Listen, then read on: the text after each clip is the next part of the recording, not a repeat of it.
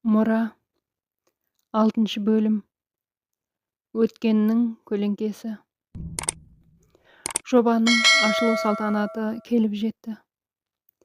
Әсем безендірілген сахна, балалардың күлімдеген жүзі, жан-жақтан келген қонақтар. Бәрі де ерекше күнді жарқырата түсті. Айару мен Сұлтан жобаның лентасын бірге қиып, халық қошеметіне бөленді.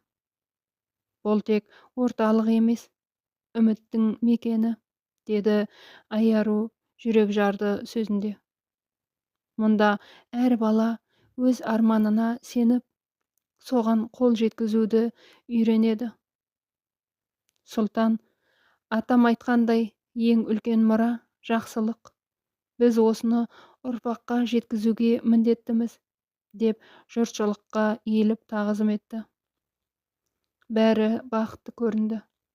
Бірақ дәл сол сәтте қалың топтың арасынан бір әйел Сұлтанға көз алмай қарап тұрды. Ол баяғыда жоғалып кеткен Абылқасым атаның жалғыз қызы, Сұлтанның анасы еді.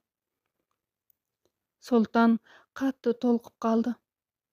Әйел жайлап жақындап келіп, «Балам, менің үнімді ұмытпадың ба?» деді. «Анашым», деп Сұлтан күбірледі. «Сіз тірі болғаныңыз рас па?» Айару үнсіз шегініп барып, орындыққа отыра кетті. Бұл Сұлтан үшін ең ауыр сәтте, ең қуанышты сәтте болатын. Абылқасым ата оқиғаны естіп, терең күрсінді. «Менің ең үлкен өкінішім сенің кетуің еді, қызым. Енді ғана бәрі орнына келіп еді», деді.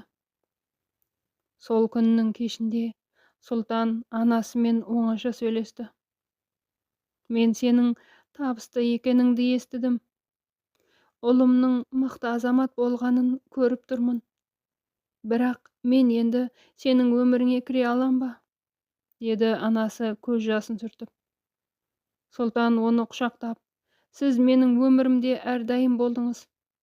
Енді шын өмірімде де болыңызшы», деді. Айару осы сәттерде алыста үнсіз ойға шомып жүрді. Ол Сұлтанның өмірінде анасының орны бөлек екенін, енді оның жан дүниесінде бір бос кеңістік болғанын түсінді. Бірақ бұл махаббатқа кедергі бола ма?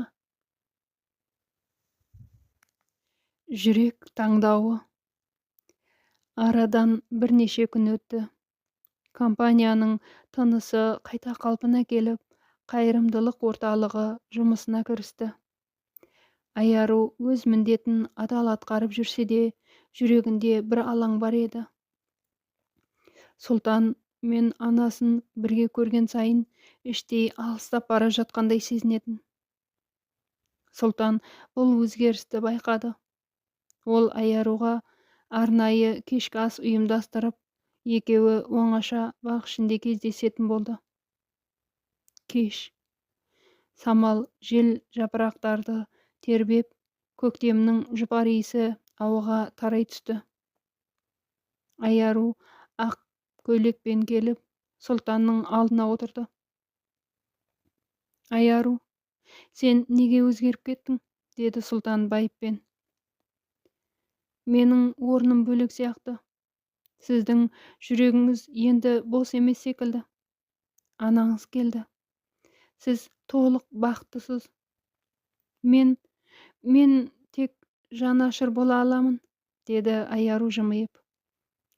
Сұлтан терең күрсініп, «Сен менің бақытымның бір қанатысың, ал анам, тамырым, екеуінің орны бөлек. Бірақ жүрегім тек сені қалайды», деді. Айару көзіне жас алып, басын изеді.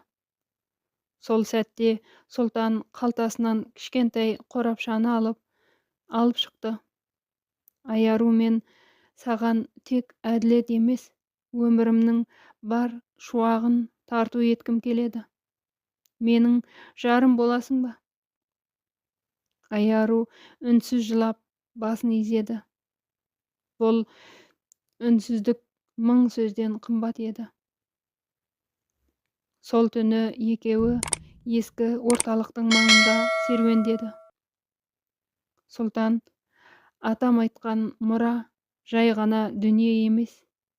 Ол тазалық, сенім, мейірім. Менің ең үлкен мұрам сенсің, Айару, деді. Айару қолынан ұстап, бұл сезім өмірдің ең шынайы мұрасы, деді сыбырлап.